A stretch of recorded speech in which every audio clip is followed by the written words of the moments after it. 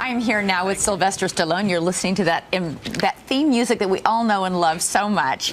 The superstar is back in action on the big screen, playing a hitman who joins forces with a cop to avenge their partner's deaths. The movie is called Bullet to the Head, and we're so happy to have Sylvester Stallone here to tell us all about it. Good to have you here. Thank you very much. We've just been. I was just telling you off camera before we came out here that I was such a huge fan of Rocky, and now my 6-year-old son plays clips of Rocky non-stop on YouTube. I don't know what to say. Apologize? Is it good? Is that a good thing? I hope. You know what? It's a great thing. Okay, good. And you never get tired of watching those fight scenes. But he's really into boxing for some reason. I don't know what happened. I don't know why. Of course, I never intended it, but it never ceased to amaze me when a young fella who I'm approaching 100 years old, and so you got 6-year-olds still watching it. It's amazing. Did you ever imagine that movie would be? I mean, Lara's son is into it. Both of my sons are. I mean, literally every single generation of boys still remembers it and loves it. It's a freak of nature. I have no idea how it happened. I don't claim authorship to it in that sense.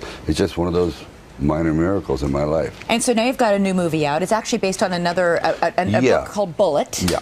Why did you pick this one? Because I wanted to do a graphic novel. I wanted to do something that's a little bit beyond the realm of realism, but still in kind of like my wheelhouse. I wanted to do a buddy film, but it's really not a buddy film. I hate this guy. He hates me. Therefore, you call it anti-buddy film. And Walter Hill, who's a great director, and he was the key to. I wanted to work with these people while they're still in their creative state. You had said you wanted to work with Walter Hill in the movie 48 Hours, but you passed on that role. I did, because I was dumb. I passed on a lot of things. I mean, Jesus. Which things do you wish you had now, looking back, taken that you passed on? Well, I think I should have Coming Home. Let me see. Chasing the...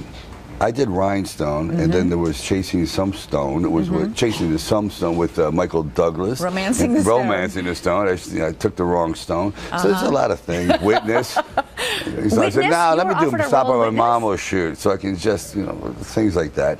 And I go, wow. So you make these mistakes and you move on and you kind of do what you do well and give the people what they want. And you mentioned Rhinestone. You were just saying a moment ago with the great Andrea Bocelli here that if he needs any singing, he does need some pointers, and I'm here and I'm available. David Foster, Andre, seriously, open, breathing.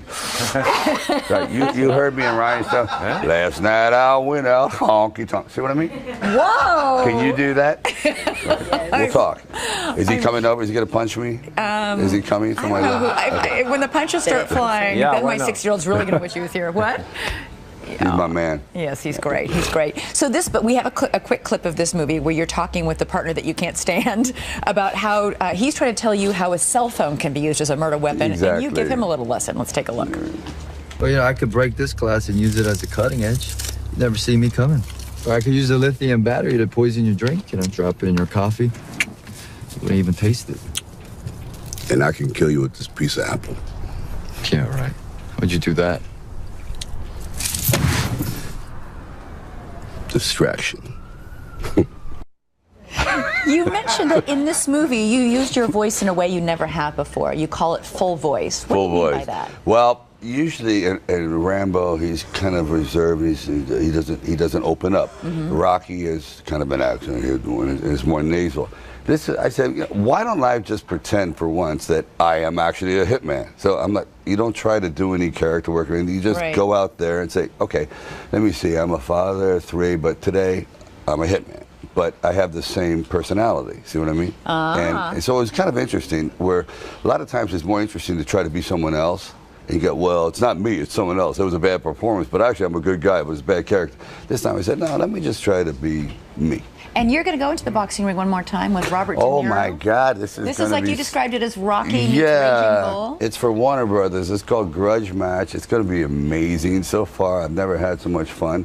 And he and I get in the ring and we get it on. Now people go, well, wait a minute, aren't they approaching the century mark? I said, yes, we are. We're a little bit younger than the Constitution, but most guys when they fight, the combined average age is like 41. We're like 135, but we're just kids with arthritis. We really are. We're ready to go for it. Trust me, my sons would love to be extras on that set. Yeah, get out there and get with you.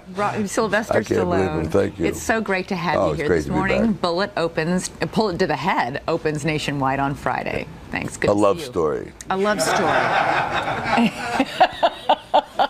I love you, my bullet.